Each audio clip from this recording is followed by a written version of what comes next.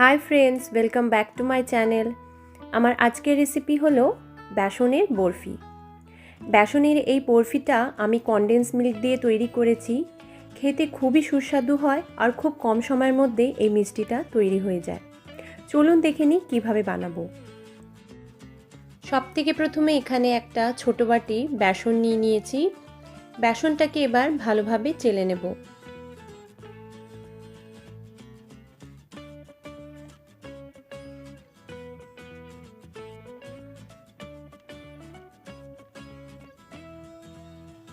বেসনটা ভালোভাবে এখানে চালা হয়ে গেছে। এবার একটা প্যান গরম করতে দেব। এই প্যানের মধ্যে এই সমস্ত চেলে রাখা বেসনটা ওর মধ্যে অ্যাড করে দিলাম।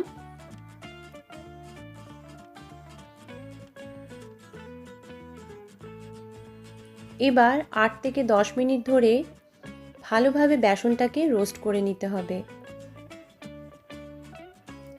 এই সময় গ্যাসের ফ্লেমটা লো করে রাখবেন, না হলে বেসনটা খুব তাড়াতাড়ি পুড়ে যাবার সম্ভাবনা থাকে।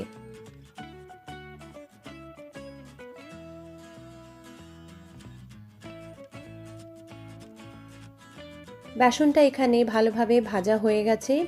এবার এখানে আমি অ্যাড করে দেব ঘি। এখানে আমি 1 কাপের মতন ঘি নিয়ে নিয়েছি।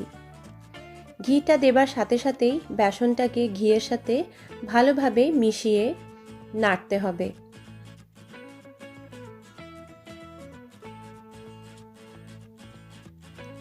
এই সময় কিন্তু কন্টিনিউয়াসলি নেড়ে যেতে হবে, না হলে বেসনটা তলায় লেগে যাবার সম্ভাবনা থাকে।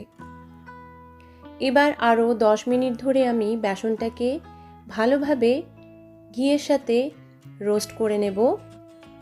বেসনের কালারটা চেঞ্জ হয়ে গেলে বুঝতে পারবো যে বেসনটা ভালোভাবে ভাজা হয়ে গেছে। এখানে বেসনটার কালার চেঞ্জ হয়ে গেছে, বেসনটাও ভালোভাবে ভাজা হয়ে গেছে। এই সময় এখানে আমি অ্যাড করে দিলাম 1 টিস্পুনের মতন গুঁড়ো করে রাখা এলাচের পাউডার। আপনারা চাইলে এখানে এলাচ থেতো করেও ব্যবহার করতে পারেন। এখানে কমসে কম 20 থেকে 25 মিনিট ধরে আমি বেসনটাকে ভালোভাবে রোস্ট করে নিয়েছি।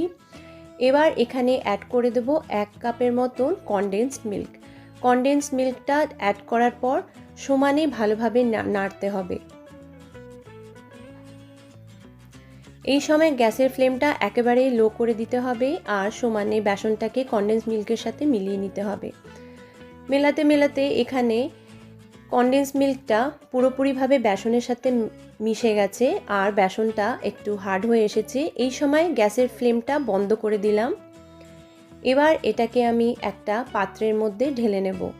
তার আগে প্লেটটাকে ভালোভাবে তেল লাগিয়ে গ্রিস করে নিলাম।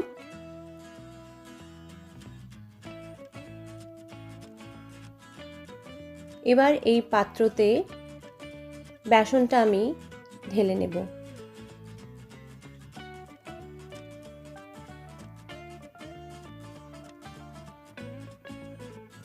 এই সময় কিন্তু বেসনটা খুবই গরম আছে, খুব সাবধানে এটা করতে হবে। আর গরম থাকতে থাকতেই এটাকে হাত দিয়ে চেপে চেপে সেট করে নিতে হবে, না হলে ঠান্ডা হয়ে গেলে এটা আর হবে না। হাতের সাহায্যে হাত দিয়ে ভালোভাবে চিপে চিপে এই বেসনটাকে সেট করে নেব। এখানে বেসনের বরফি একেবারেই সেট হয়ে গেছে। এবার এটা 30 মিনিটের মতন ঠান্ডা হতে দেব। 30 মিনিট হয়ে গেছে। ওপর থেকে আমি একটু ড্রাই ফ্রুটস দিয়ে দিলাম। এবার এটাকে আমি পিস করে কেটে নেব। ছুরির সাহায্যে এবার এটাকে আমি পিস পিস করে কেটে নেব।